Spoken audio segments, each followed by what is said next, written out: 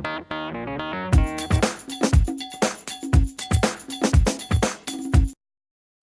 back at the weekend, a few days to reflect on it, how's it feel in a cold light day? Yeah, disappointing. I think not only in the manner of our performance, but the fact that even with the performance, we still put ourselves in a great opportunity, a great chance to not only get a point, but look to get something later on in the game as it developed. But unfortunately, it wasn't to be. And I think the manager touched on before, kind of the basics within the game just let us down on the day, really. Because, like you say, when you go 1-1, there were chances then. It felt like we were in the ascendancy then against a very good side. Yeah, that's what I felt on the pitch. I think the crowd felt that as well. I think we got the goal and we looked to press on. We didn't look to sit in and try and consolidate. We looked to go again. Obviously, there's always the drawbacks with that. You leave yourself open, but I thought we were, as you said, in the ascendancy, and I thought we were going to go on and at least get a point, maybe more. But yeah, probably on the looking back at it now, cold light of day. Yeah, it's 2 points dropped. And a narrow defeat against one of the top sides. It seems to be a little bit of a trend this season with Lincoln. We got a narrow defeat. Bury drew with them at their place and a narrow defeat here. It's just those fine margins, isn't it, between us and maybe those top three sides?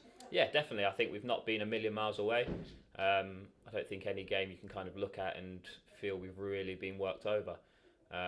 But yeah, in this league, especially how tight it is them fine margins, and unfortunately we haven't found that extra gear yet. And if we can find that from now to the end of the season, it will definitely put us in great stead, and hopefully we can get to where we want to go. What's the approach then heading into this week? A full week of training ahead of the Crawley game?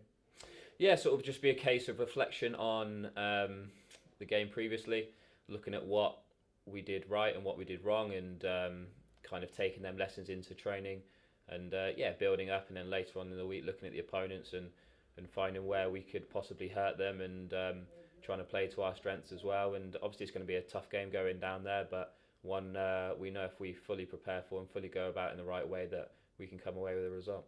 For fans who maybe don't know then, how much picking of the bones goes into after a match like that, and how much goes into the preparation for the next one when it comes to clips and things?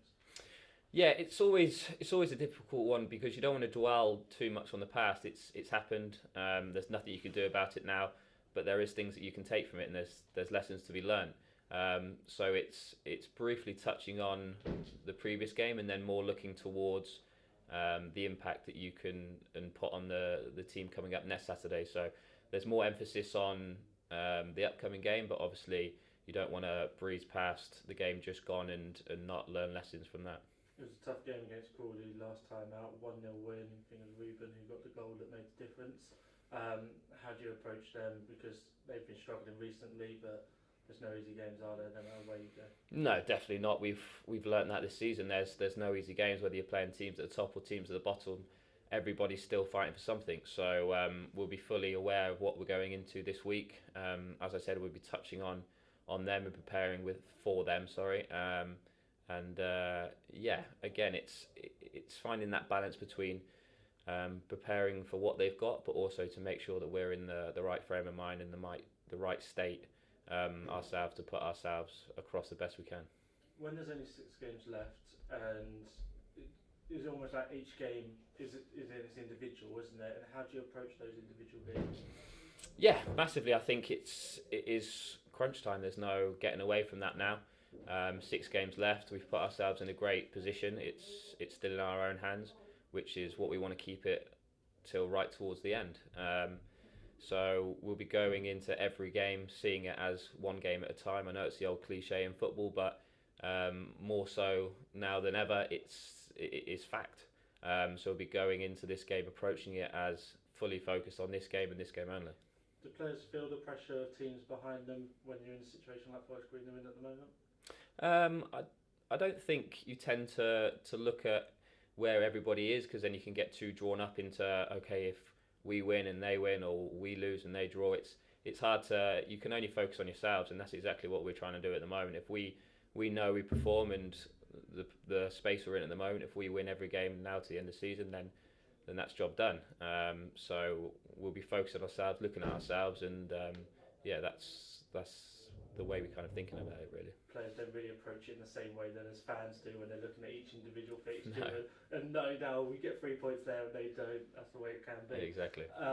But in this position, you'd rather be in there and teams trying to catch you rather than the other way around trying to play catch up, wouldn't you? 100%. You want to be in the team that are in the positions that other people are trying to get to. You don't want to be the ones chasing, relying on other people to make the mistakes. So we're in the position that we're in from the way we've played throughout the season, and now we need to finish it off, finish the job. And as I said, 6 games left, and we'll take every game as it comes.